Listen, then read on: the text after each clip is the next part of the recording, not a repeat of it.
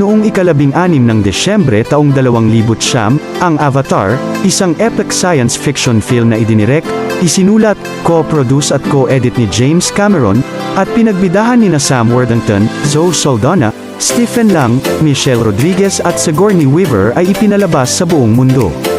Isa ito sa pinakamagastos na pelikulang nagawa, isa rin ito sa pinakamatagumpay, at humawak sa titulo na highest grossing film of all time ng halos isang dekada.